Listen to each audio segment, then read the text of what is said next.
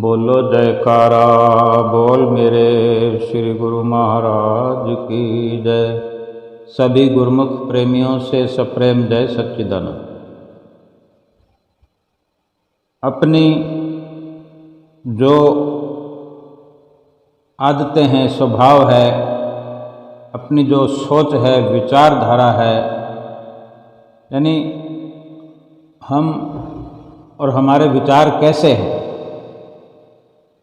थोड़ा सा हम जाग करके, जागे हुए तो हैं, आंखें हमारी खुली हुई है, लेकिन वो संसार की ओर जगना है। संसार दिखाई देता है, संसार के लोग दिखाई देते हैं, संसार के लोगों की विचारधारा, संसार के लोगों की सोच और संसारिक लोगों की आदतें ही नज़र आती है इन खुली आँखों से, जो कि हम समझते हैं कि हम जागे हुए हैं। लेकिन ये संतों महापुरुषों का एक हिदायतनामा है। उन्हीं का ये नज़रिया है कि हम जाग जाएं, जागें अपने प्रति,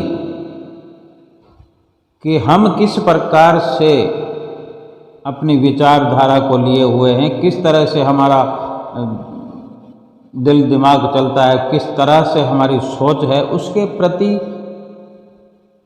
अंदरूनी अवस्था को देखने के लिए अंदरूनी आँख से, अंदरूनी ज्ञान से ये आत्मिकता की ओर एक आत्म मंथन करें।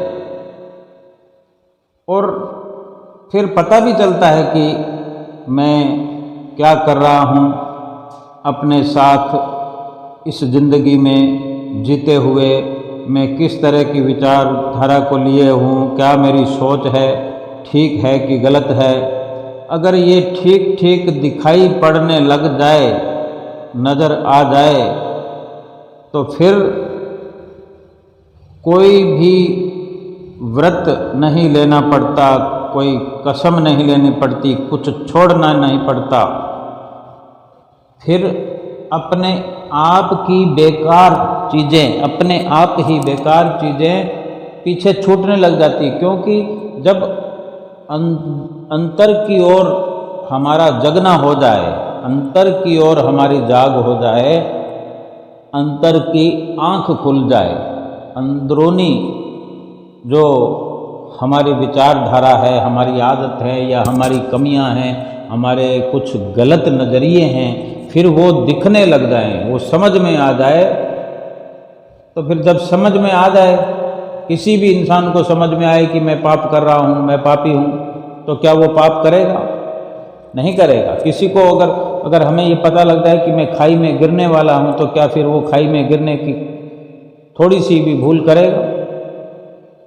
अगर हमें ये पता लगता है कि हमारा पाँव दलदल में जाने वाला है, तो पाँव को भी अगर समझें कि जैसे कि आँख लगी हुई है या उसके अंदर एक स्पर्शनामा है, पाँव भी स्पर्श करता है कि आगे धरातल पर क्या है, सुखद है कि दुखद है।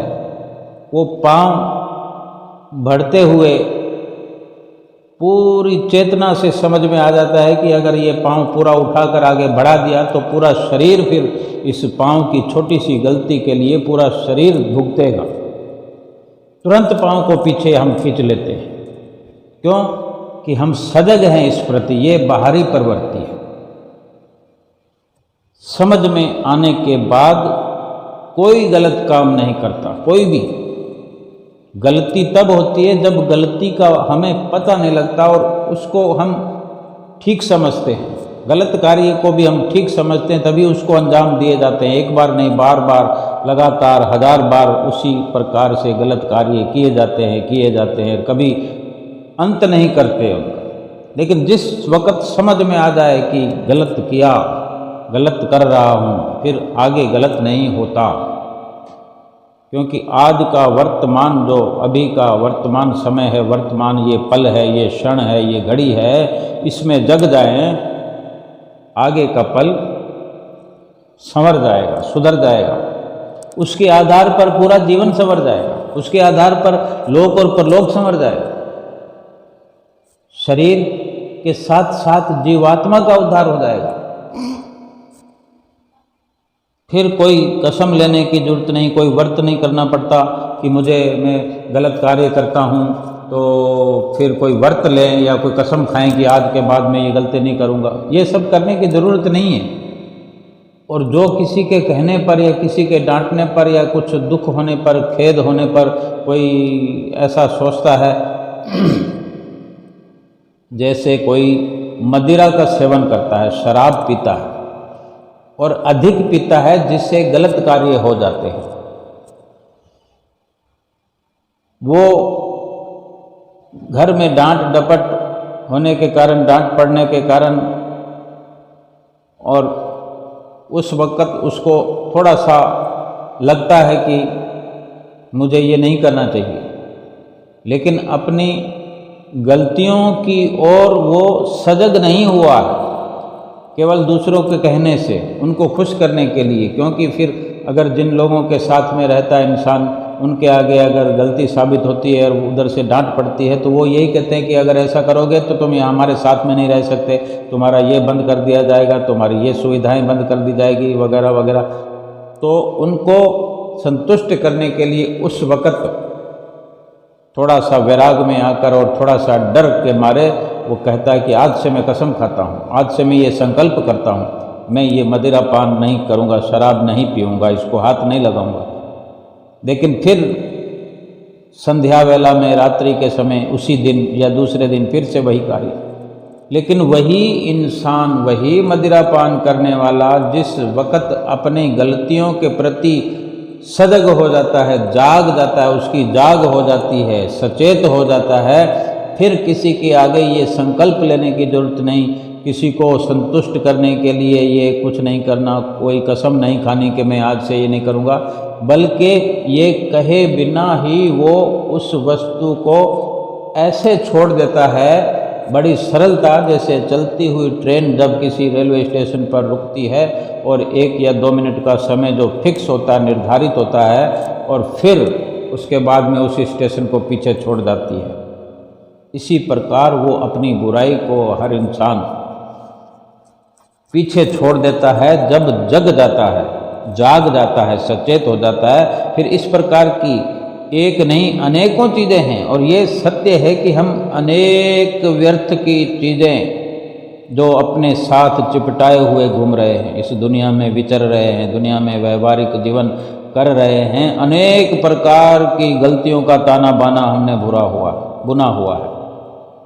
जब जाग हो जाएगी, संत महापुरुषों का जो ये नज़रिया है हमें समझाने के लिए, उनका ये सुंदर नज़रिया कि हम कुछ अपने अंतर्मुख होकर ऐसा मंथन करें, ऐसा विचार करें, ऐसी गहराई में उतर कर देखें कि हमारे अंदर क्या चल रहा है। और जब इस प्रकार का विचार हमारे अंदर आएगा और हम अंदर कुछ खोजने की कोशिश करेंगे, ढूंढने की कोशिश करेंगे, और अपने पाप को, बुराइयों को, गलतियों को अगर देखेंगे, देख पाएंगे, फिर हमें लगेगा कि वास्तव में इतनी गलतियां हमसे नित्य प्रति हुआ करती है, जाने हमने कितनी गलतियां, कितने पाप कर दिए हैं।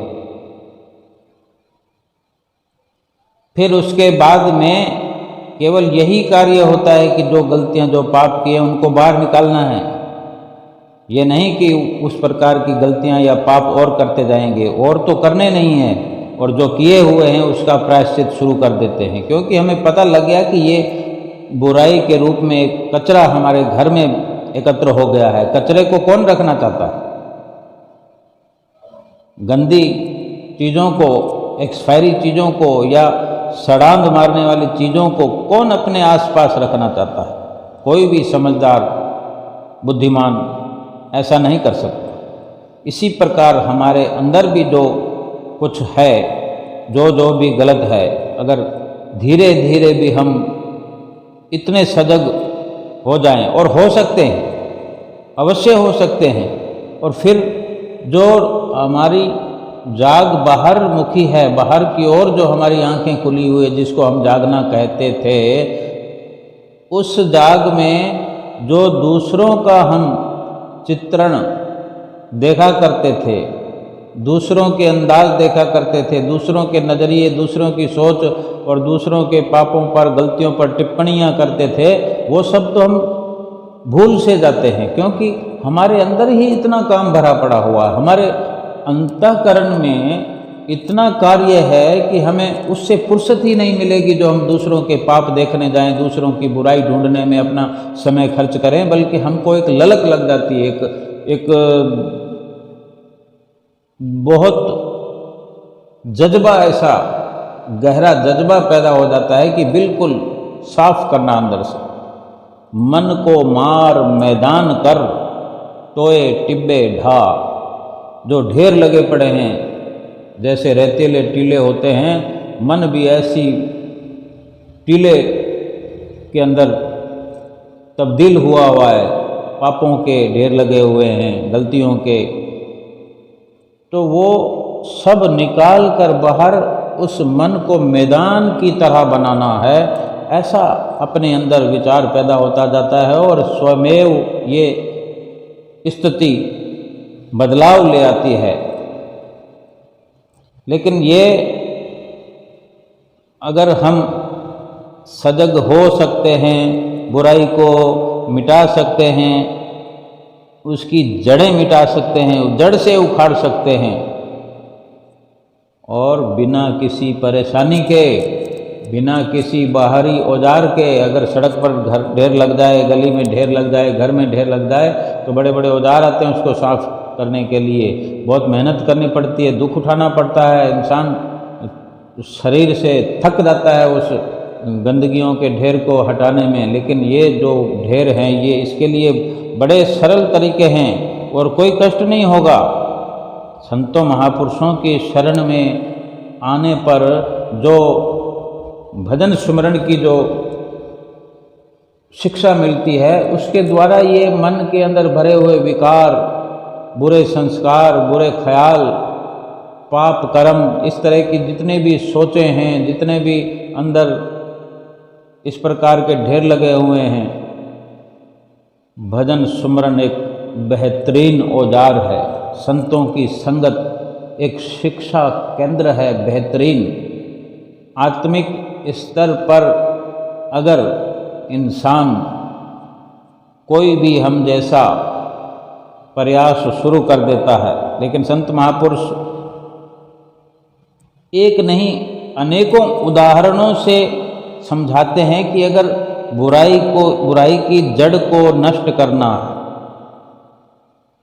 पापों का समूल नाश करना है, तो उसके कई प्रकार से सतगुरु जो है आसान तरीके हमें बताते हैं। जैसे किसी पेड़ को काटना है हमने, या दुनियादार में हम देखें कि कोई भी अगर पेड़ काटना चाहता है, तो अक्लमंद के लिए या जो एक समझदार व्यक्ति है, पेड़ काटने की परिभाषा को समझता है, तो वो क्या करेगा? पेड़ को हटाना है तो पेड़ को काटना है, या कोई उसको मुश्किल समझकर कोई ये सोचे कि पेड़ को यहाँ से हटाने के लिए पहले छोटी छोटी टहनियों को काटना शुरू कर दे, पत्तों को साफ करना शुरू हो जाए कि मैं इधर से उधर से चारों तरफ से उसको हल्का कर लूँ, तो ये तो बहुत बड़ी मुश्किल हो जाएगी। पेड़ कभी वहाँ से हट पाएगा कि नहीं हट पाएगा, ये दुविधा में हम पड़ जाएंगे। ये दुविधा हो जाएगी पेड़ काटने वाले के लिए। जिस पेड़ को हटाना है उसकी टहनियों को हाथ ही क्यों लगाना, उसकी टहनियों को काटने की कोशिश क्यों करना? क्योंकि टहनियाँ कोई एक या दो तो है नहीं, दो काटेंगे दो और रह जाएगी, दो और काटेंगे दो और हो जाएंगी। जब पूरा पेड़ हमें पसंद नहीं है, हमने हटाना है, तो फिर एक एक चीज क्यों, पूरे पेड़ की जड़ों पर वार करना पड़ेगा। उसको जड़ों से उखाड़ने के लिए ही ऐसा प्रयास करना पड़ेगा, ऐसी सोच अख्तियार करनी पड़ेगी।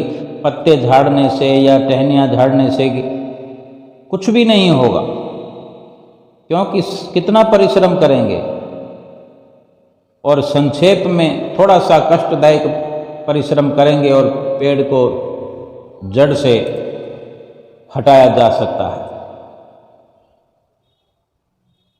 जिंदगी भर हम पत्तों से ही खेलते रहते हैं, लेकिन ये पत्ते कहाँ से आए, इनकी जड़ें कहाँ हैं, हमें पता नहीं। यानी जो दुख हमारे पास पापों के कारण एकत्र हुए पड़े हैं, जिसको हम भोग रहे हैं, छोटे छोटे दुखों को भोग रहे हैं, सारा दिन भोगते रहते हैं। किसी न किसी शक्ल में दुखों को मिटाने का प्रयास करते रहते हैं, प्रयत्न करते रहते हैं और मिटते भी हैं। एक एक करके दुख मिटते हैं, लेकिन दुखों की जड़ को ही उखाड़ कर फेंक दिया जाए तो फिर छोटे छोटे दुखों से और गिनती कर करके दुखों से मुकाबला करने की या दुखों को मिटाने की ज़रूरत ही नहीं है। थोड़ा सा ऐसा प्रयास किया जाए, ऐसी शिक्षा के तहत सोचा जाए तो ये संभव हो सकता है। ये तो सोचना, ये हर इंसान इस प्रकार से अपने दुखों की जड़ों को मिटा सकता है, काट सकता है, समूल नाश कर सकता है, सफाया कर सकता है दुखों का। लेकिन एक एक दुख को अगर 2-4 दुख हों, 10, 20, 50 दुख हों,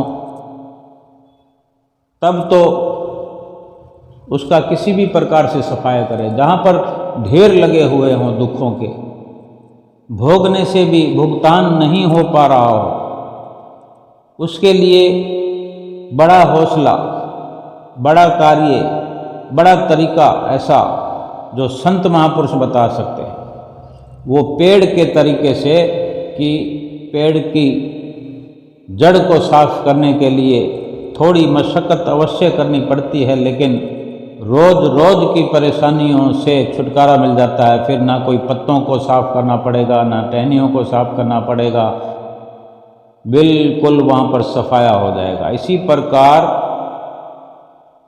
जैसे भूख प्यास को हम लोग जीत नहीं पाते, भूखे नहीं रह सकते, प्यासे नहीं रह सकते, और हम कसम लेने चले होते हैं ब्रह्मचर्य की, व्रत करने लगते हैं। संतों महापुरुषों के अनुसार ब्रह्मचर्य के व्रत नहीं होते। इन वासनाओं के त्याग के लिए कसमें खाने की, व्रत रखने की जरूरत नहीं होती। व्रत का संबंध धर्म की बजाय अपने निर्णय की ताकत से होता है। व्रती को धार्मिक नहीं कहना, धार्मिक व्यक्ति तो वो है जिसके जीवन में व्रत के फल लगते हैं।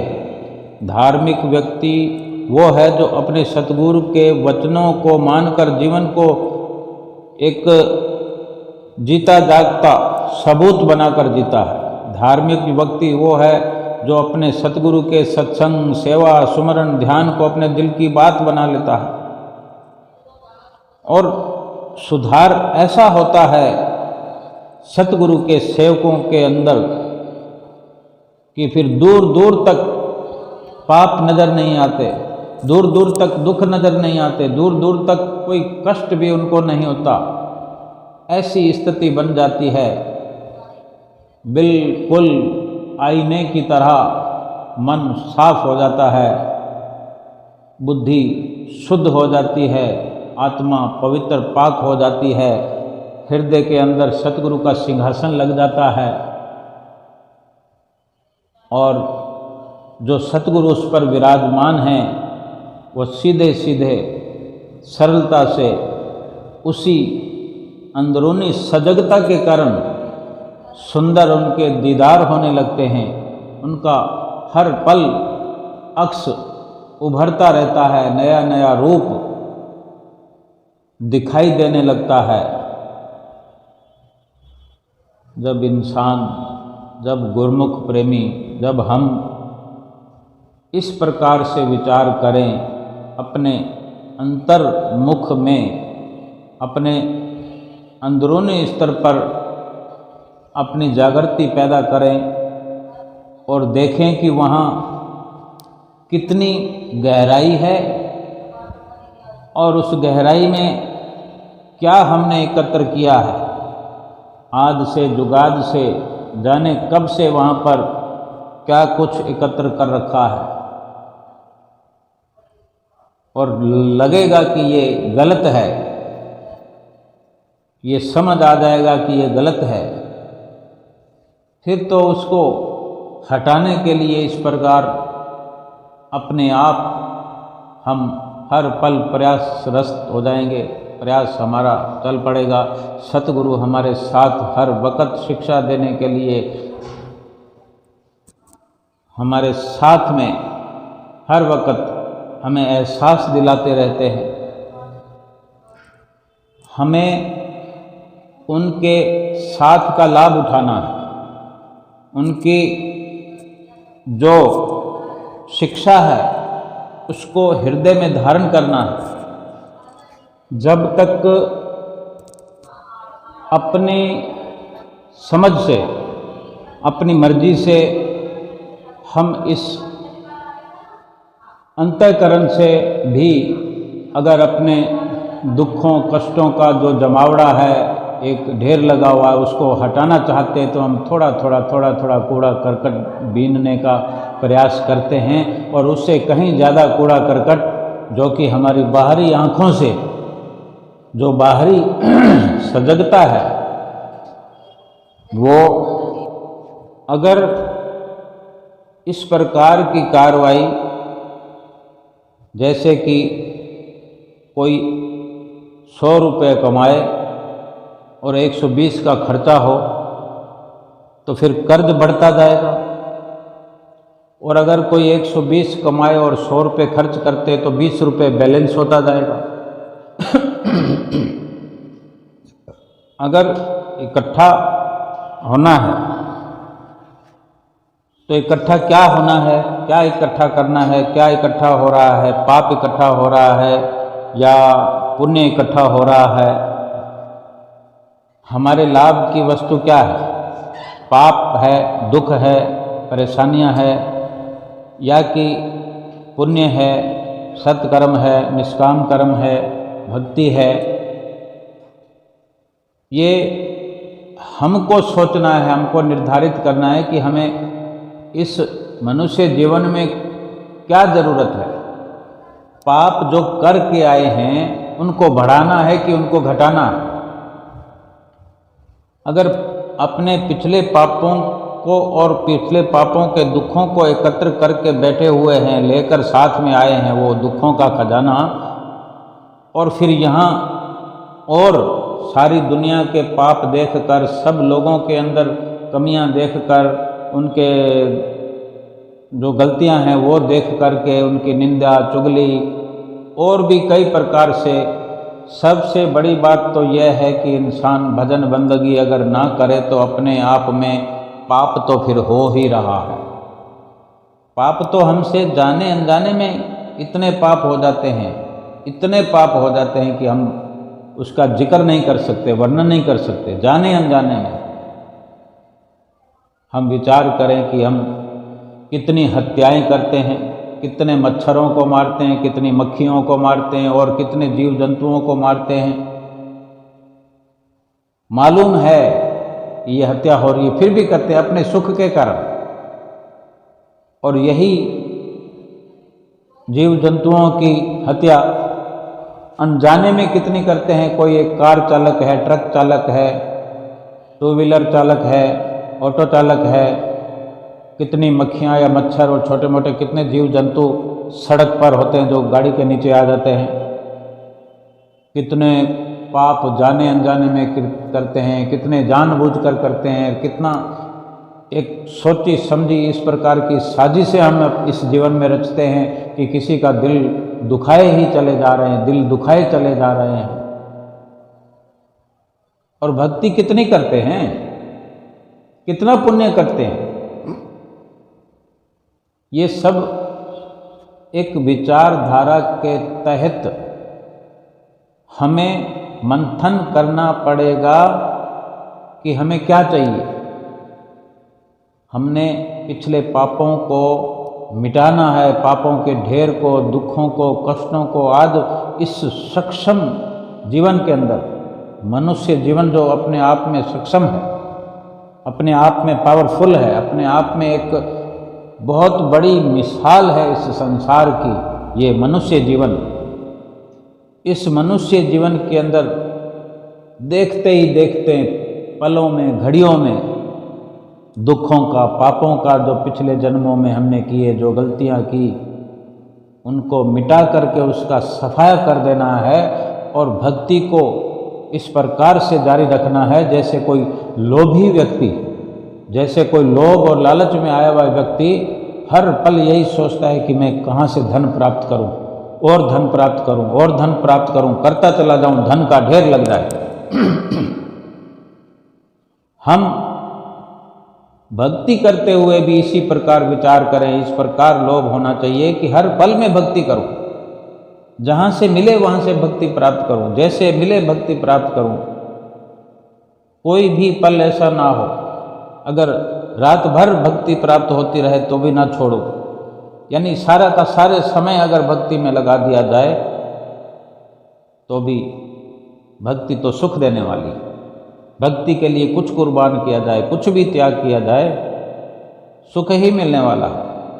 संसार के जो कष्ट, संसार में रहकर जो कष्ट मिलता है, हर इंसान को मिलता है। पाप कर्म करके आए हैं, दुख तो भोगने ही है।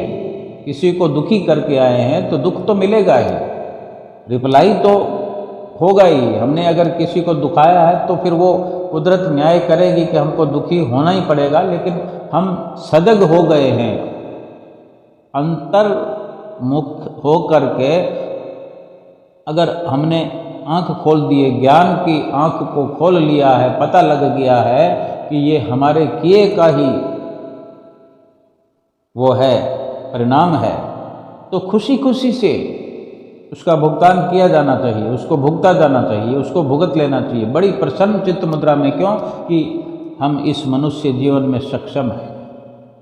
84 लाख योनियों में जो भोगते हैं भोग, उनको कोई छुड़ाने वाला नहीं, उनको बचाने वाला नहीं, उनको कोई ज्ञान देने वाला नहीं, कोई रोशनी देने वाला नहीं। केवल भोगते चले जाएंगे, भोगते चले जाएंगे और जन्म दर जन्म जन्मते रहेंगे, मरते रहेंगे।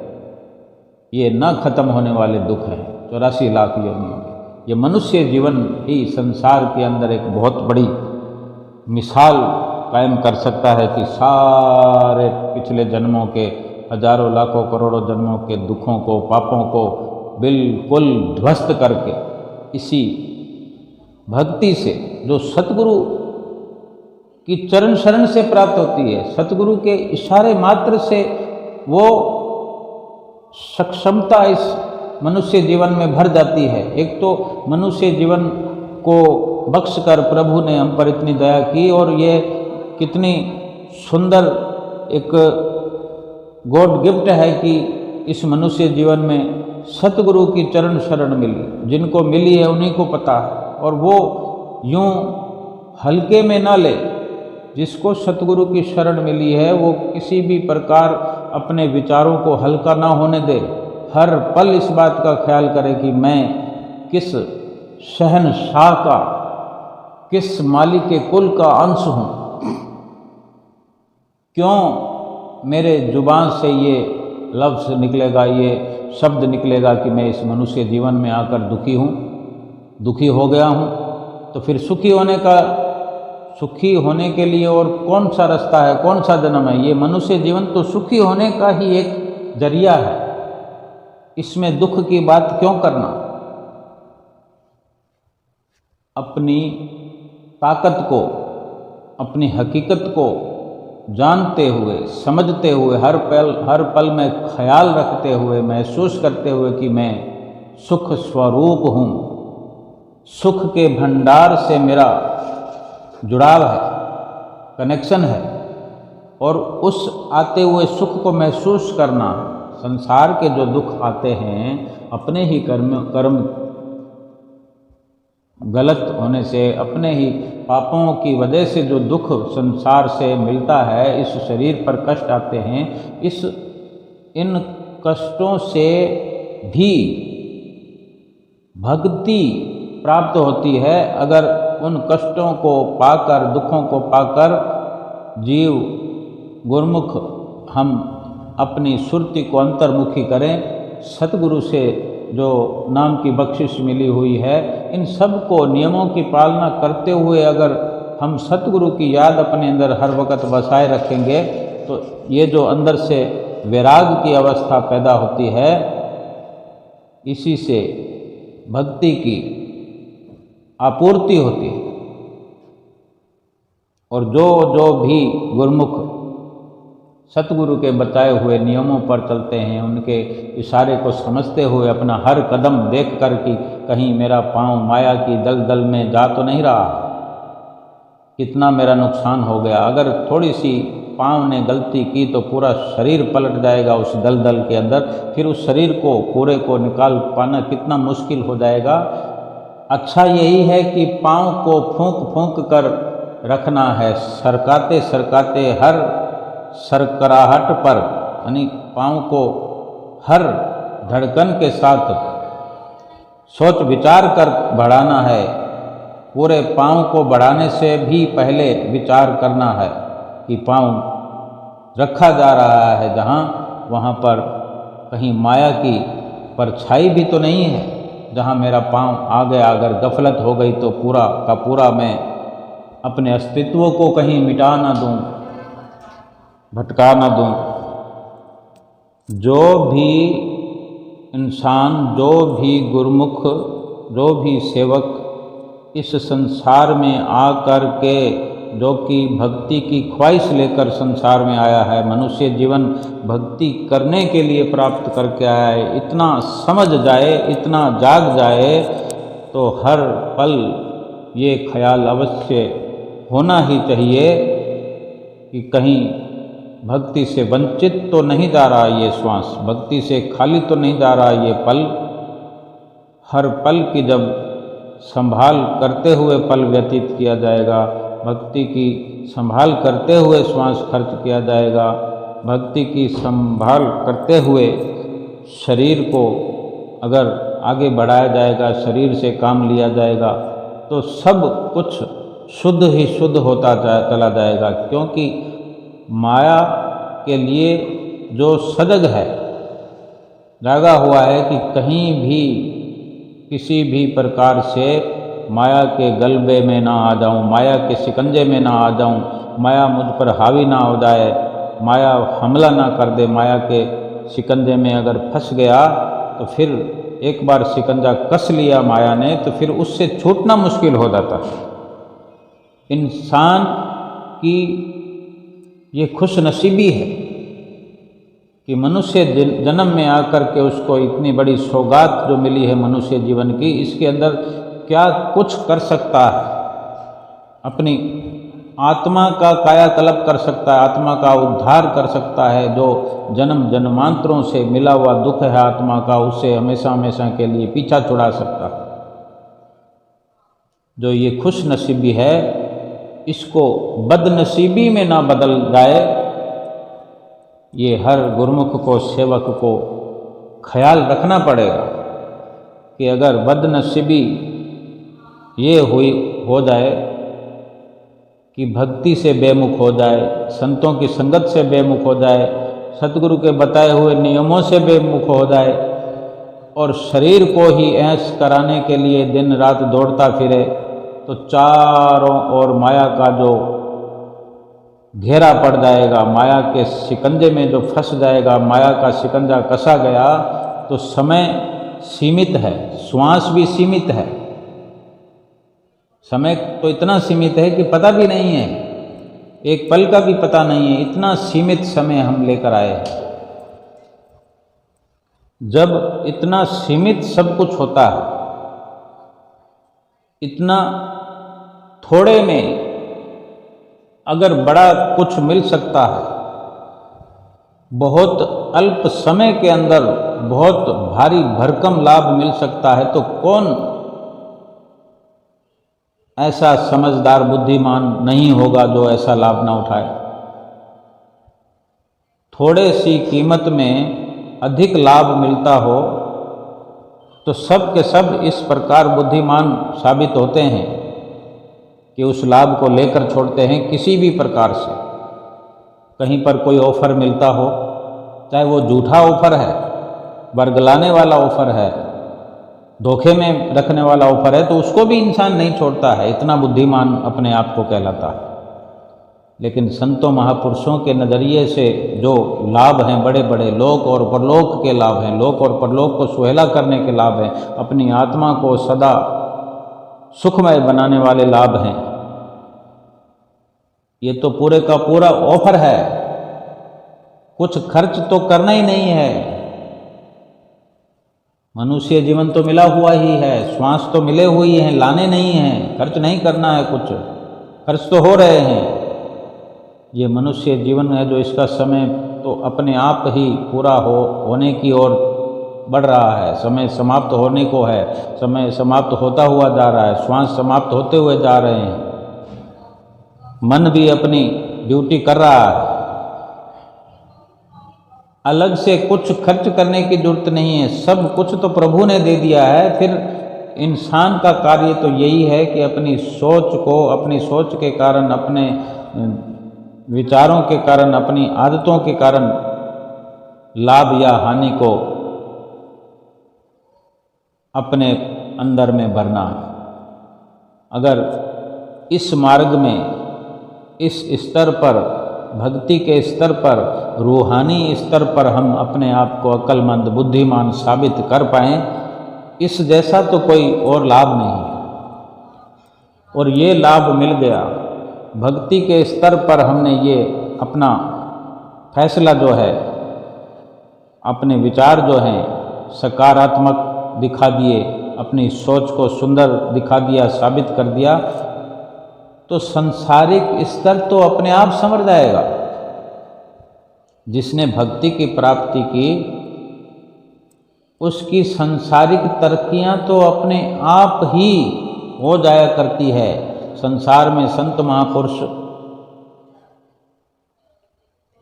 24 घंटे परोपकार करते हैं। उनके लिए संसारिक कौन सी ऐसी तरक्की है जो उनकी अपने आप नहीं हो जाया करती है? हम स्वयं देखें, विचार करें।